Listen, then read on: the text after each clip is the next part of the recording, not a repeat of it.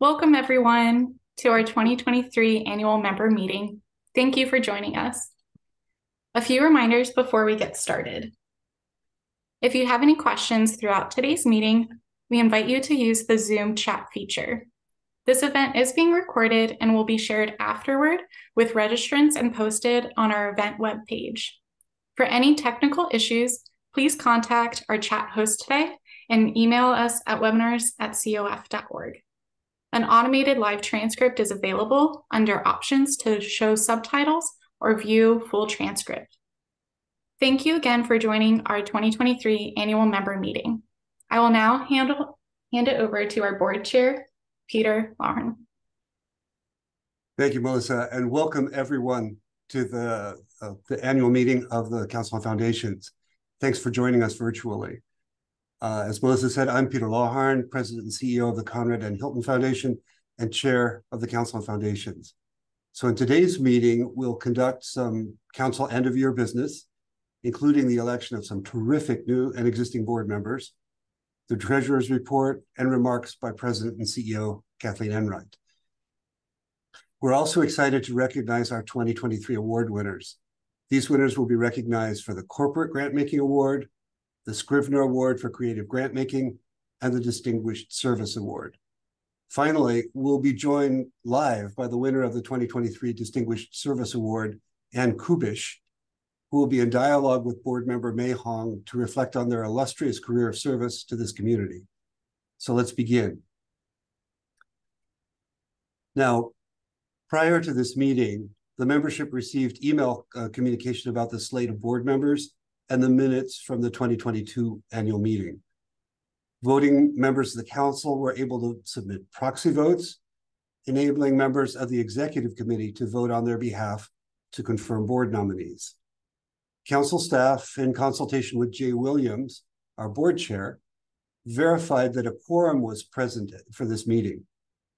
So if the executive committee members can please unmute themselves, I will entertain a motion to approve the minutes from the 2022 member meeting.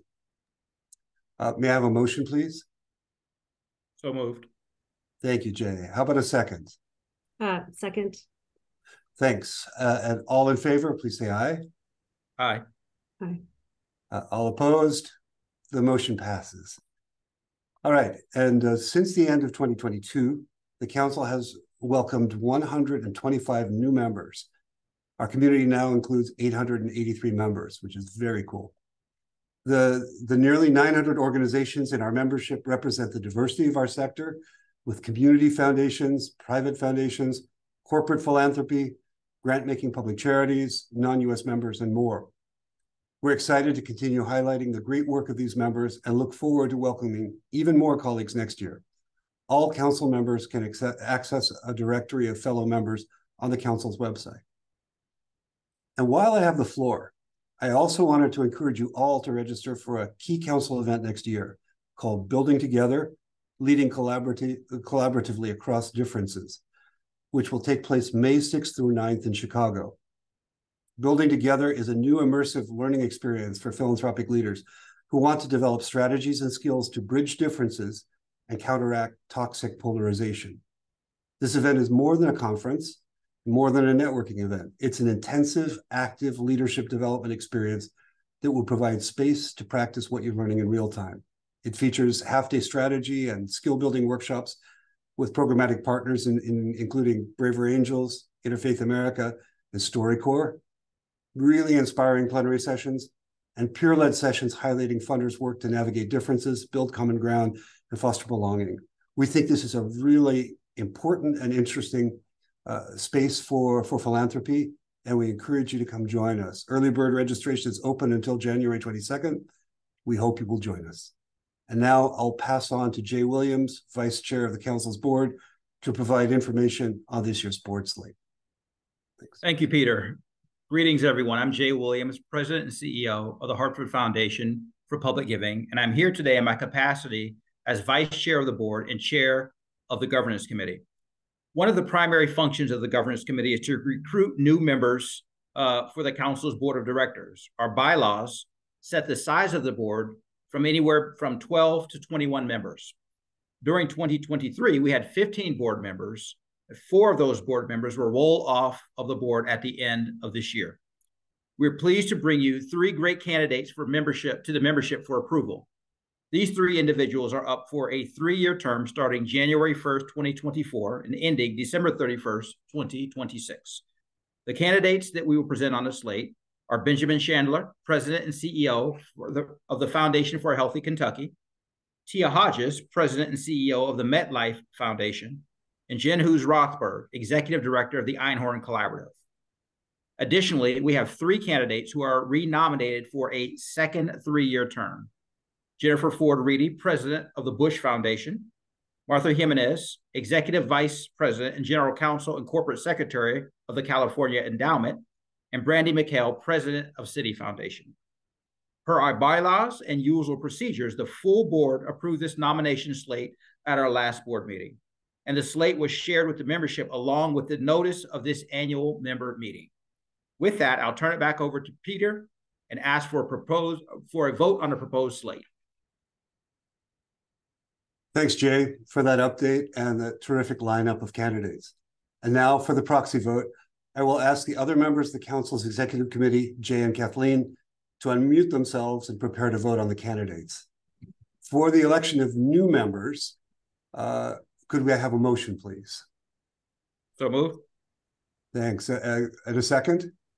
I'll second. Thank you. All in favor? Aye. Aye. Motion passes. We've got new members.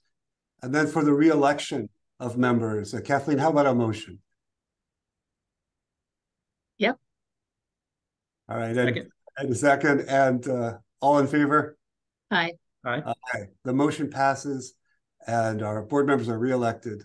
And now I'll pass on to Kathleen, who will share our treasurer's report. Thanks, Kathleen. Great. Thank you so much. Thanks, Peter.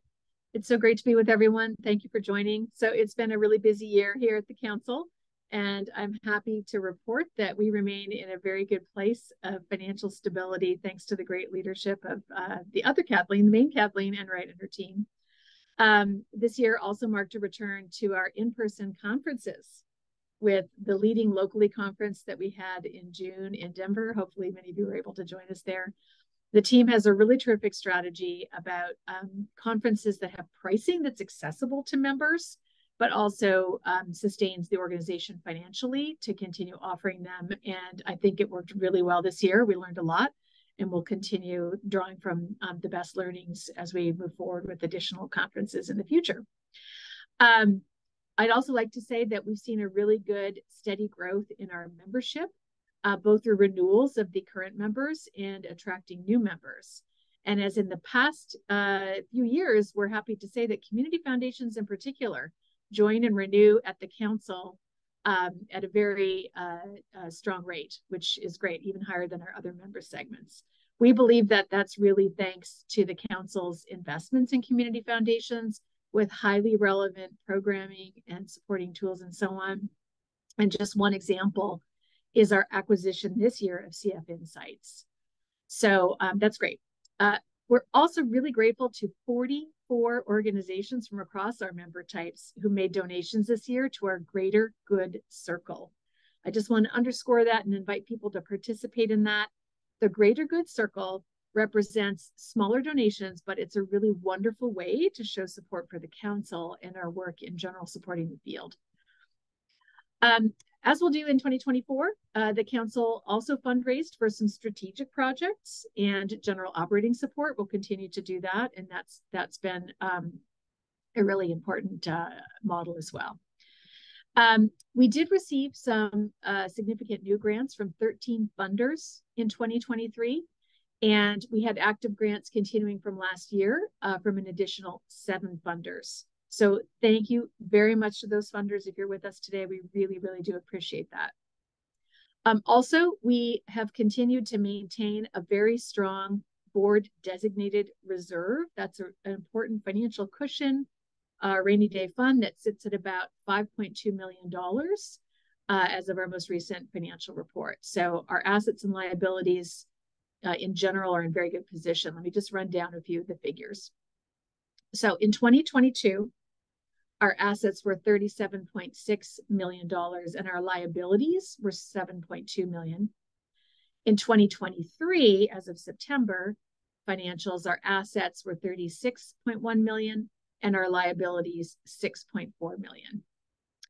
We just completed our audit. I'm also happy to say it was a clean audit once again for the 2022 fiscal year, and we can provide you detailed audit results. They're available on our website.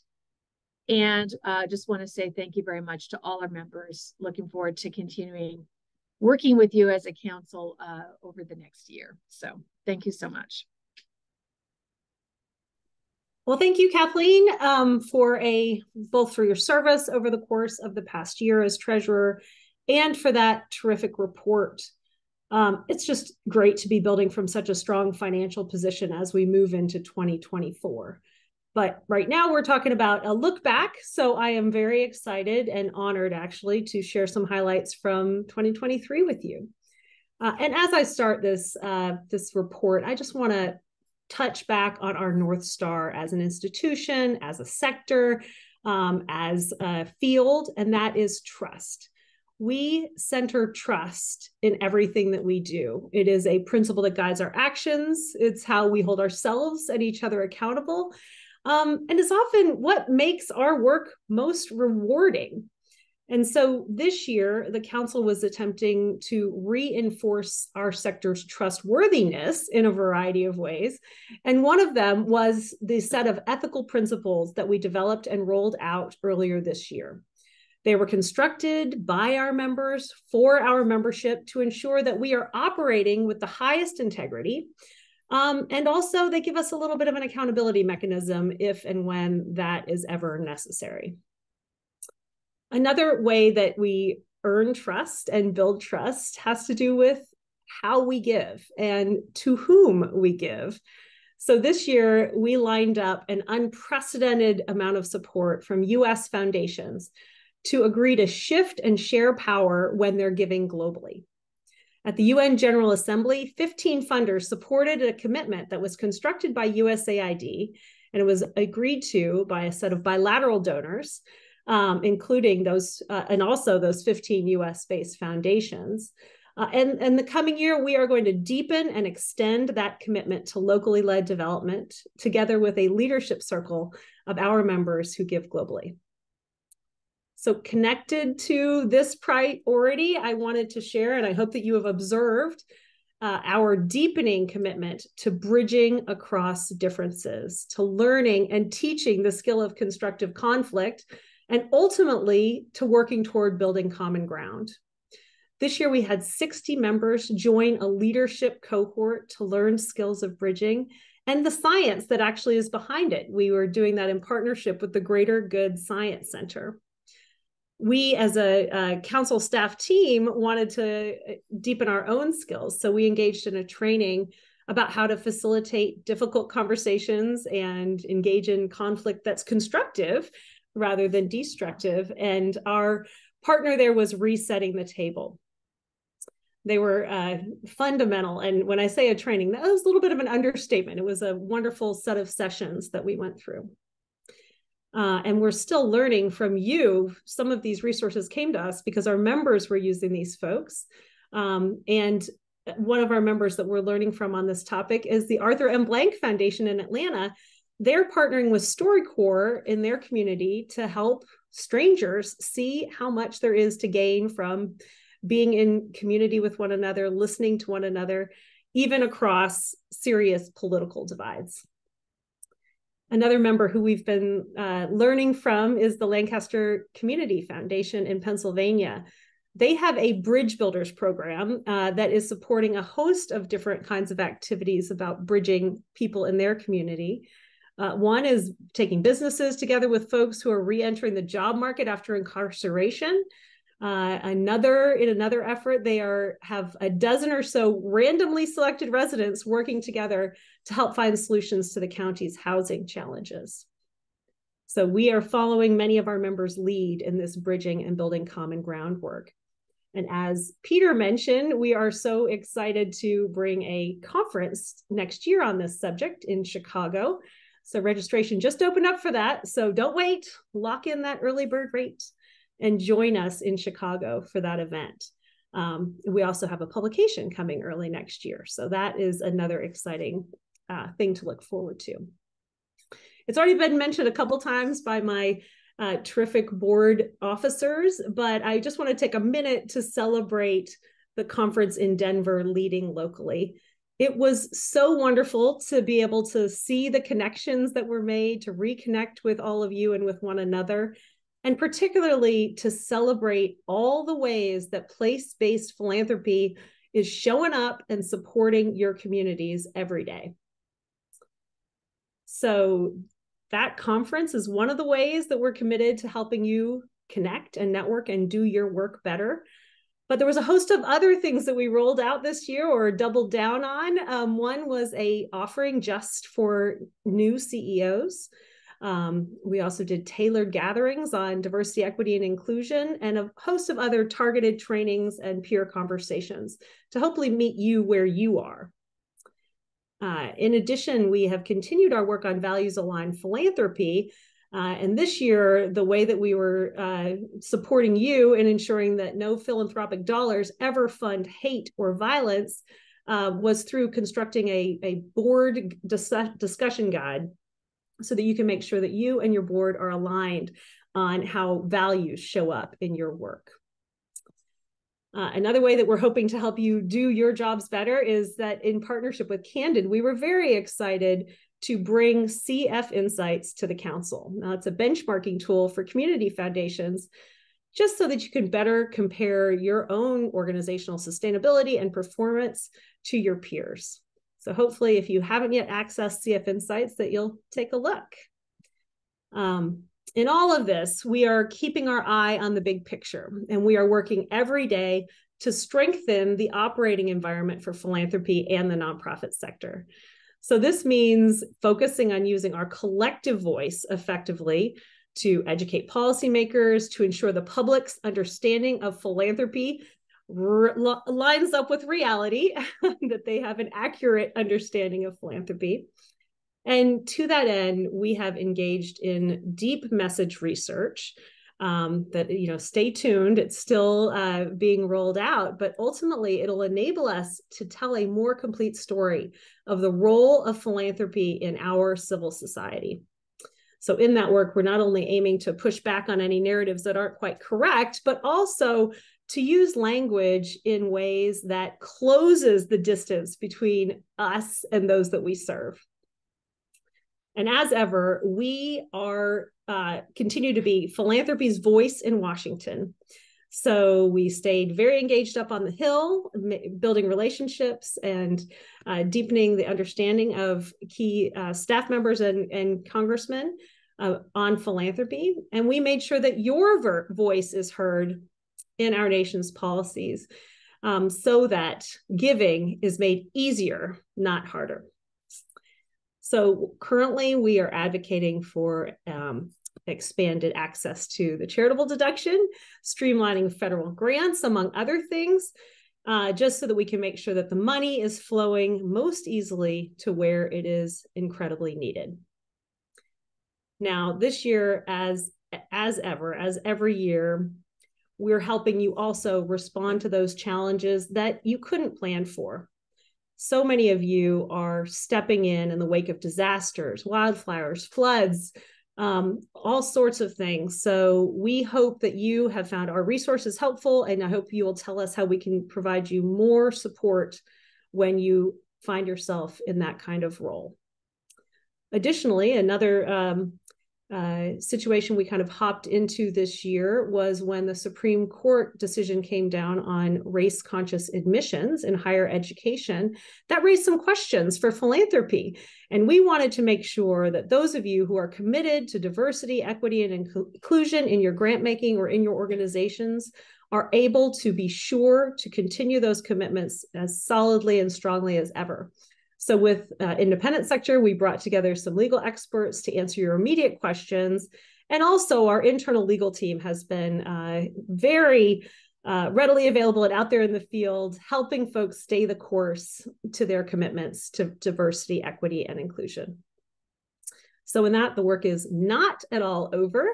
So there are other ways in which we are going to be protecting philanthropy's ability to prioritize both race-conscious and race-based giving into the future. So stay tuned for more news on that.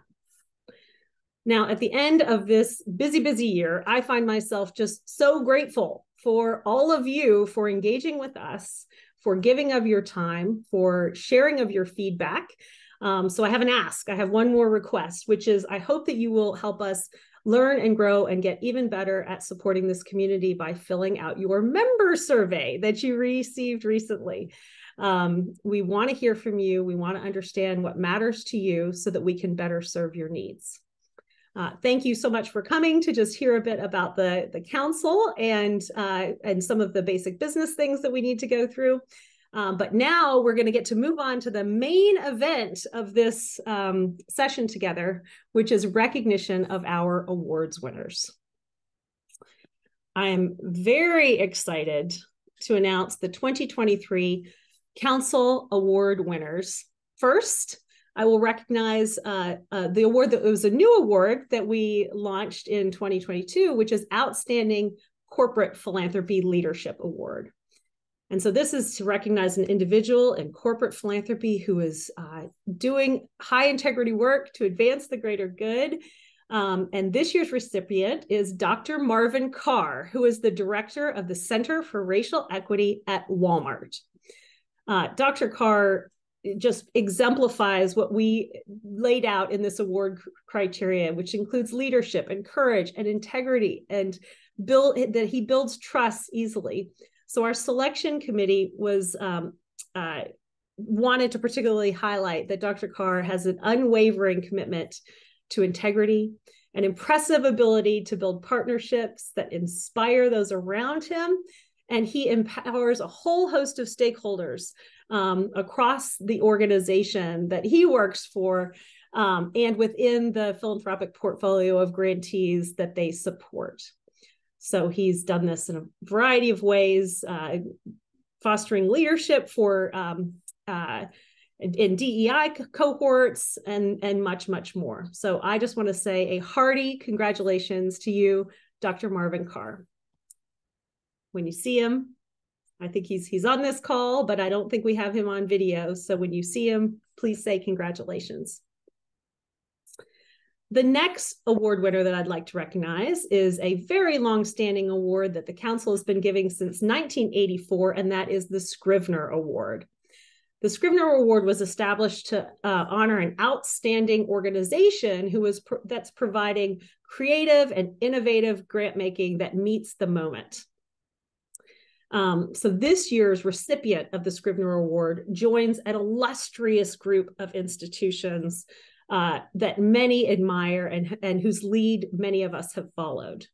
So please join me in congratulating the Chicago Community Trust. They are the recipient of the Scrivener Award for their funders collaborative called We Rise Together for Equitable and Just Recovery. So starting in 2020, the Chicago Community Trust pulled together this bold approach that's rooted in community priorities. So the community determines their priorities for economic growth in Black communities, Black neighborhoods, Latino and Latina neighborhoods, and it has resulted in over 30 development projects that are all grounded in equity. I'm sure that work continues. I can't wait to hear about all that it achieves over the years ahead. But for now, congratulations to the Chicago Community Trust. Now there's one more award to give.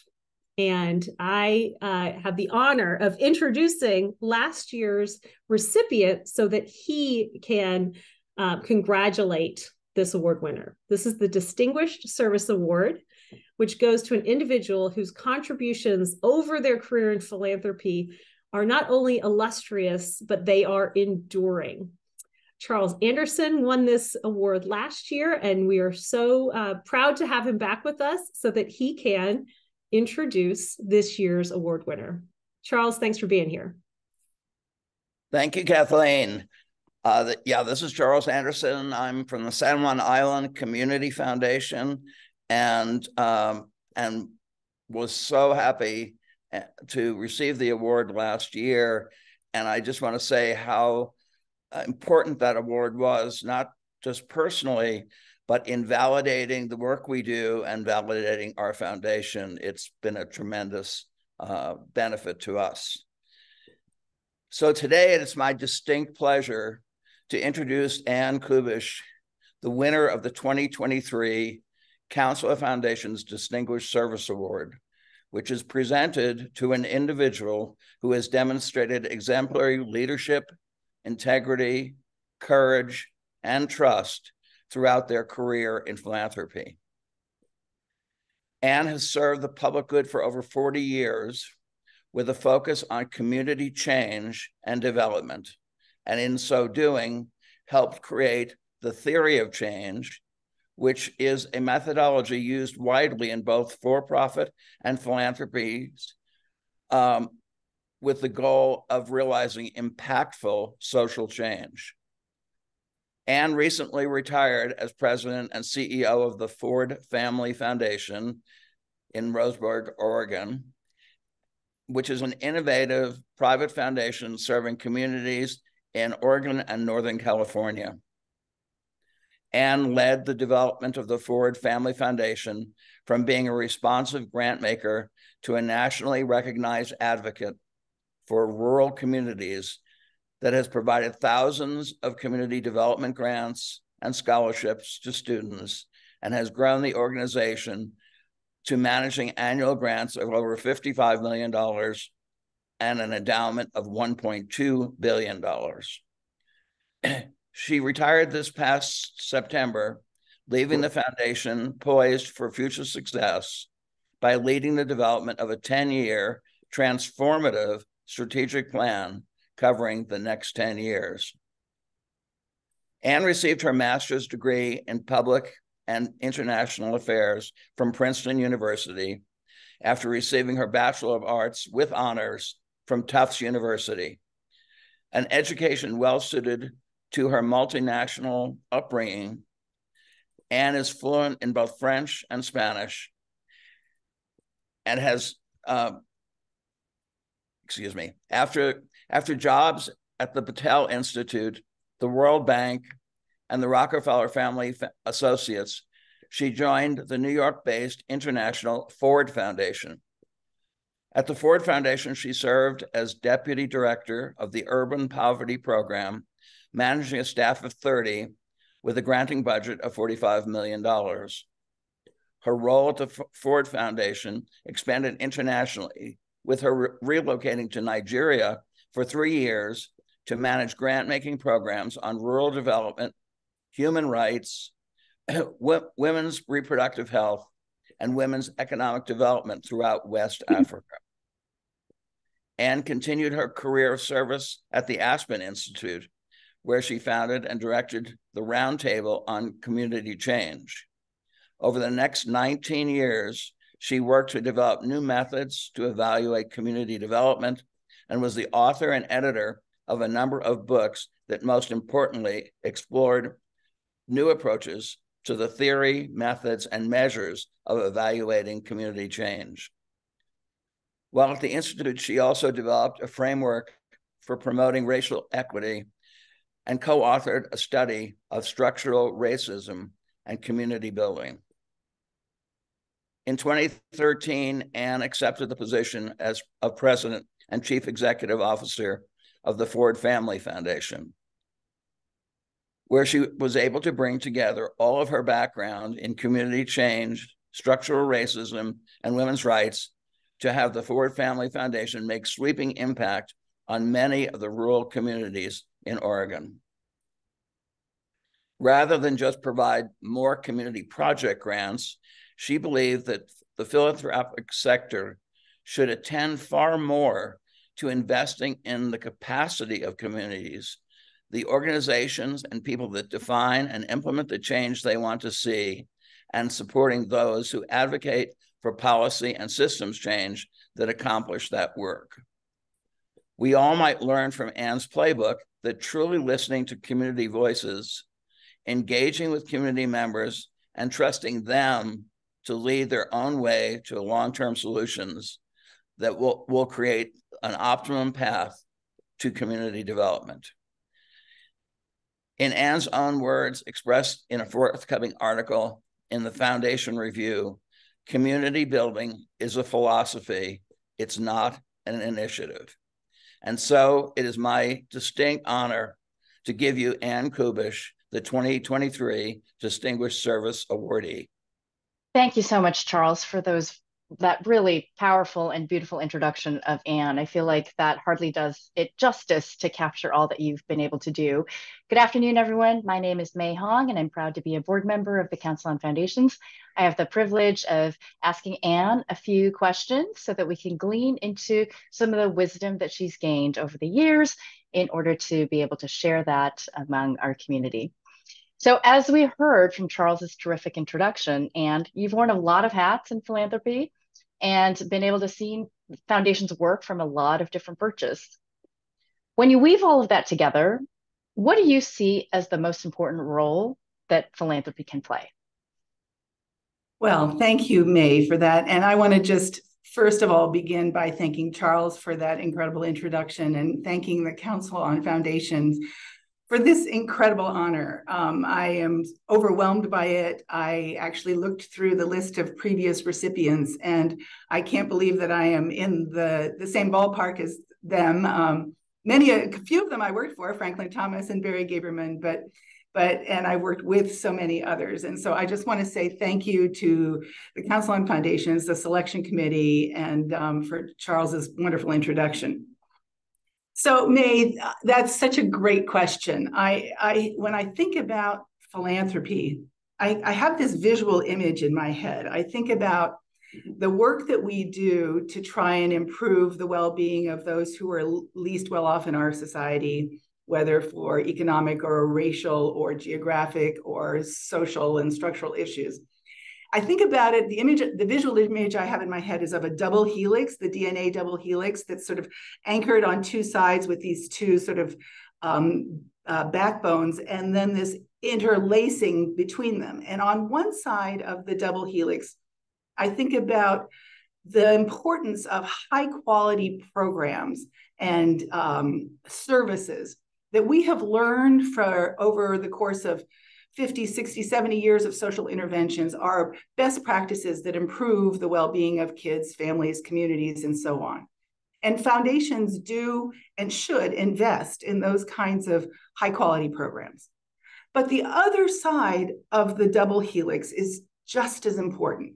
And that's the side that is about the capacity of people, organizations, communities to actually implement those high quality programs. And when I say capacity, what do I mean by that? I mean individual capacity, the capacity of leaders to be able to do their work well. I mean the organizational capacity, the capacity of our partners and grantees on the ground to do their work well. And that means that we have to be able to pay their staff enough money. The boards need to have good board development. They need to have internal operating procedures that allow them to evaluate and assess their work, and so on.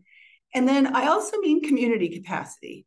And this is a lot of the work that we at the Ford Family Foundation have been doing since over the course of our entire history here. It's really about building community capacity, helping people in communities come together in common cause to think about and dream about the future of their communities and work together to come up with plans and implement those plans. And and by community, I mean both place-based community, like in the Ford Family Foundation, we work in rural Oregon and Northern California and work very deeply in local communities. So I mean that in a place-based way, but I also mean it in terms of communities of interest. So people who have particular issues where they can come together around rights and social justice issues. And what I think the way I'm after 40 years of working in this field, I feel like the philanthropic community is very good at the former, investing in programs and services. And we have underattended a little bit in the investment in capacity at the individual, organizational, and community level. And I think that that is a role that I would like to encourage us as philanthropy to continue to do and to do more of. Because when we do that, we not only ensure that the work is high quality and it achieves scale and impact, but also we make those places much more investable by others. So by the big public sector dollars. And so to me, that's a real role for philanthropy that we need to lift up and hold on to and champion. Mm-hmm. That's terrific. Thank you, Anne. That's such a beautiful visual image of what philanthropy can do. So, we heard a lot about the work of the Ford Family Foundation in rural Oregon from Charles's introduction. And anyone who knows the work quickly realizes that you do so much more than make grants. What have you learned about the ways foundations can bring more to the table than just money? Thanks for that question. That's such a great question. Yeah, I think that philanthropy, we as foundations have so many resources at our disposal beyond our grant making capacity. And I'm not sort of poo-pooing our grant making capacity. It's absolutely critical that we can make grants to support good work. But what our money really also allows us to do is to create relationships with the people on the ground who are actually doing the work. And it's really about, we have such a privilege that we get access to brilliant, committed, hardworking people who are working every single day to try and make change. And we have to figure out how to genuinely listen to those people, hear them, build relationships with them. Because when we do that, then it is our job to figure out how we can tailor the awesome resources that we as philanthropy have at our disposal to help them and meet them where they are on the issues that they are really struggling with right now. And that means that, yes, our grant making is important, but we also have the ability to convene people. We have the ability to train. We have the ability to help them advocate or advocate ourselves for their issues. We have the ability to use our convening power, our flexible dollars to kind of grease the wheels so that the whole can become more than the sum of its parts. And I feel like one of the things that we have done at the Ford Family Foundation is we often talk about how it is our job to meet communities where they are. It is not their job to try and fit themselves into our box. Yes, we have guidelines. Yes, we have sideboards. But it is our job to go and make sure that we listen to the community and that we actually tailor our resources to their needs rather than expecting them to fit into our box. Mm-hmm. Great. Well, I can tell by all the floating emojis that everything you're saying is really striking a chord with everyone on this call today. Can you give us a little bit of an example of what does this look like in practice? What are some things that you instituted to really bring this to life? Well, thanks for asking that question. There's a lot that I could talk about, but I think what I would mention is that we created a new position in our foundation in, I think it was 2016, that we call field coordinators. So we have our headquarters in Roseburg, Oregon, and we work throughout rural Oregon and Northern California. And the distances are vast. And we do have good relationships across that region. But what we finally realized is that we needed to be hiring people from the communities that we serve. And so we have now currently 7 staff who are located throughout in various parts of our region, who are hired from their community, who have their longstanding relationships, deep on the ground knowledge of what's going on in their communities and their regions. And they're not program officers. They can refer people from their communities to our program officers, but their job is to do those other things that I was talking about earlier, to be the conveners, to be the community builders. We use the term community building a lot in our organization. We have a department called community building that is the home for these field coordinators.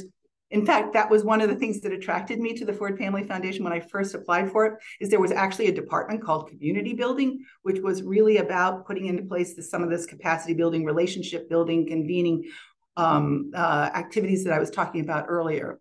And so we decided to invest in hiring people from the communities where they live, work, play, pray, and so on. And that has given us so many deep relationships, so much ground truthing to our work.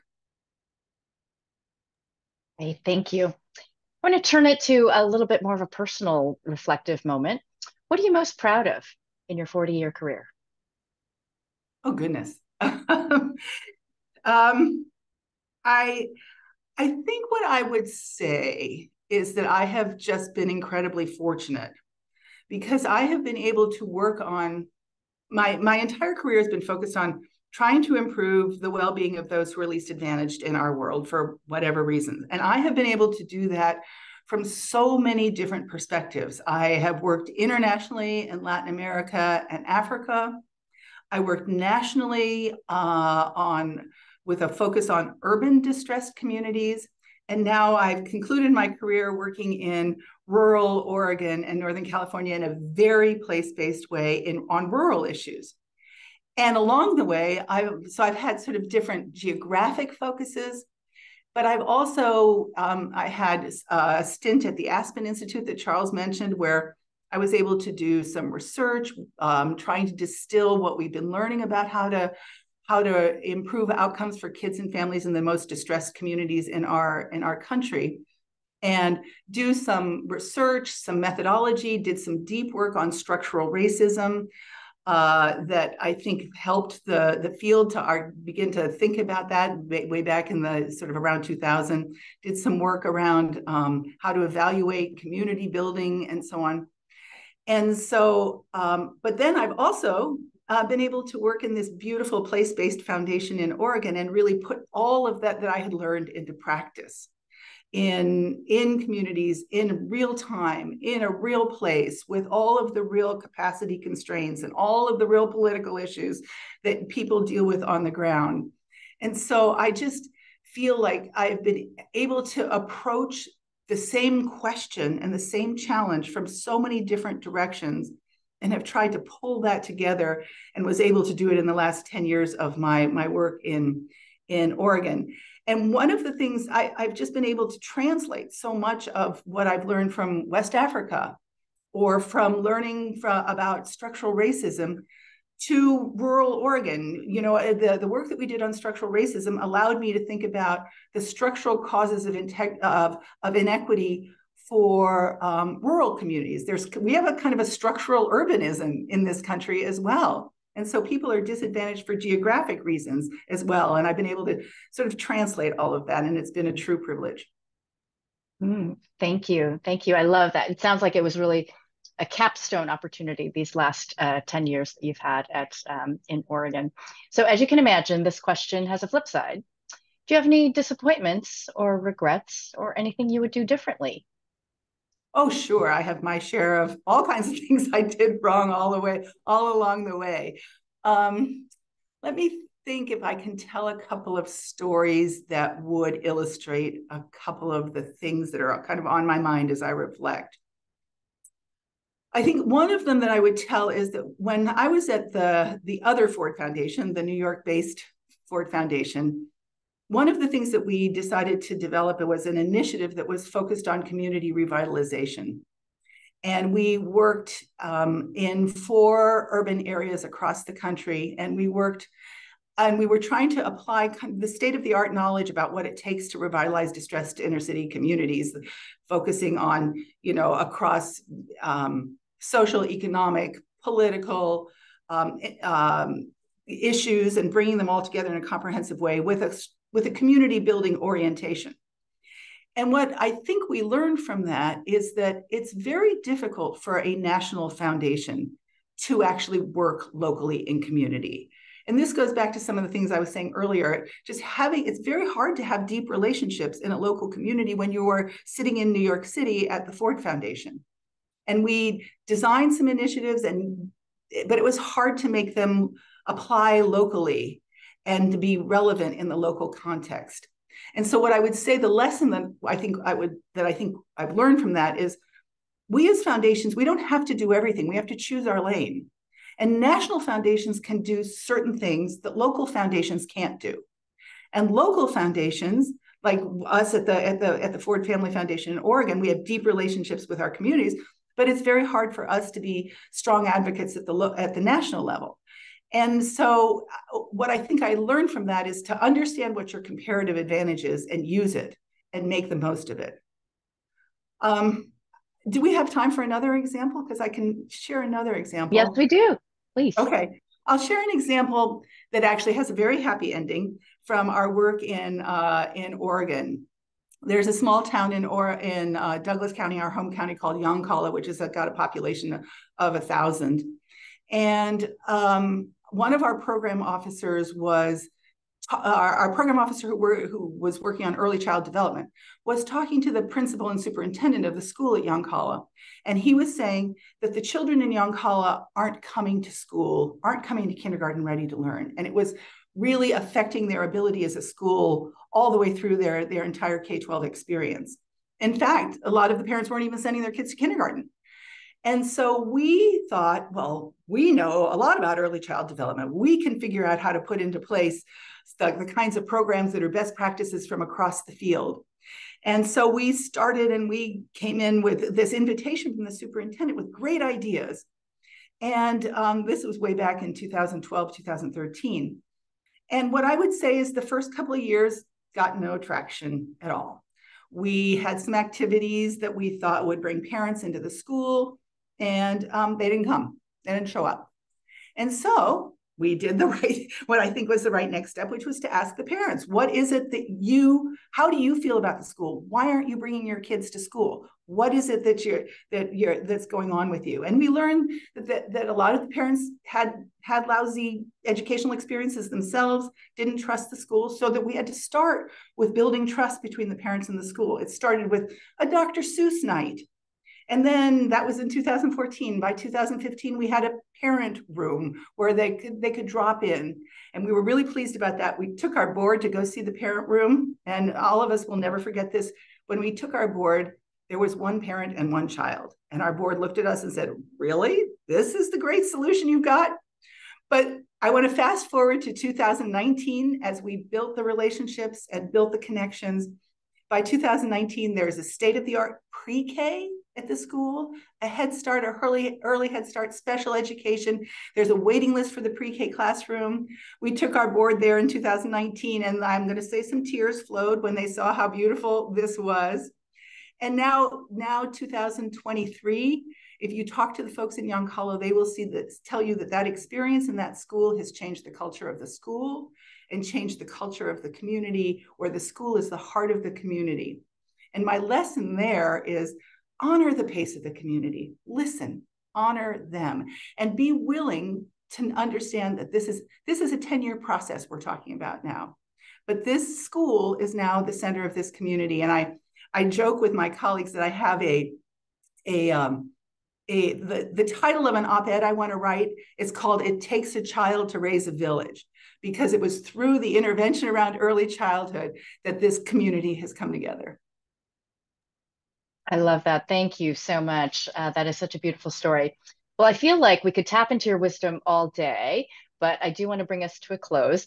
Whenever I have a chance to interview a grant maker, I always like to end with what I call a flash round. And this is a set of questions that I'm going to ask you, and I just want a one-word answer. One word, maybe two, but no explanation, just one word. So the first question is, on a scale of 1 to 10, how well do you think, with 10 being the most positive, how well is philanthropy moving in the right direction? Really? Only one word? Only one? A 7. What's your favorite philanthropy buzzword? Well, I'm going to pick up on what Kathleen Enright was talking about at the beginning. I think trust-based philanthropy is absolutely the key to everything. All right, great. What person or organization has most influenced you as a grant maker? I would say that that person is Harold Richmond, who used to be the head of the Chapin Hall Center for Children at the University of Chicago. He was the co-chair, along with Elizabeth Shore, of the Aspen Roundtable on Community Change, which I worked at. And I learned so much from him, especially about this issue, that you have to listen to the community. It has to be, whatever your work is, it has to be grounded in community. It has to take community context in mind. And that man was just a beautiful mentor to me. Mm-hmm. Beautiful. Final question. What one word do you hope people will use to describe you as a grant maker when they say Ann Kubisch? Listener synthesizer. I think that I hope people feel like I have tried very hard to listen to what they have said, the wisdom of their communities, and been able to synthesize that with what we've learned about what works and how to improve well-being, and filtering that through what our foundation can do. So maybe synthesizer is the right word, synthesizing from so many different directions. That's wonderful. Ann Kubisch, congratulations on this year's Distinguished Grantmaker Award from the Council on Foundations, and thank you for your decades-long career of service to the field. Thank you very much, May, for this conversation. I've really enjoyed it. And thank you so much to the Council on Foundation for this incredible award. I am so honored. Thank you, May, for leading that conversation. And your journey has been inspiring and meaningful to so many of the priorities of the Council and its membership, from locally led development to deepening trust to advancing equity to a personal passion early childhood. So thank you. And now, speaking to the members who are on this Zoom, thank you for joining us today. You can see that your council has impressive leadership, is financially robust, and is playing a critical role as a preeminent platform for philanthropy in our society. Count on us to spread the word on the power and promise of philanthropy as a trusted actor in advancing social good, to help new entrants learn about the craft of philanthropy and those more experienced deepen their skills, to represent philanthropy and foundations to the federal government and help foundations' voices be heard, to provide rich and memorable activities and opportunities for members to connect, to learn, and to build skills, and crucially, to help philanthropy play a critical role both in helping our society and our communities become more diverse and more equitable, and also bridging differences. We believe that our society can be both more equitable and less divided at the same time. So I also wanted to recognize, in a bittersweet moment, departing board members who've all been engaged, thoughtful, and ambitious for the Council's mission. They will be missed. This is Tanya Allen, McKnight Foundation and previous board chair, Ridgway White of the Charles Stewart Mott Foundation, Kathleen McLaughlin of the Walmart Foundation and our outgoing board treasurer, and Mayan Tran of the other Ford Foundation. Thank you to the award winners and all the members who've joined us virtually. The annual meeting is now closed. Happy Thanksgiving, all, and good luck in 2024 with your important work.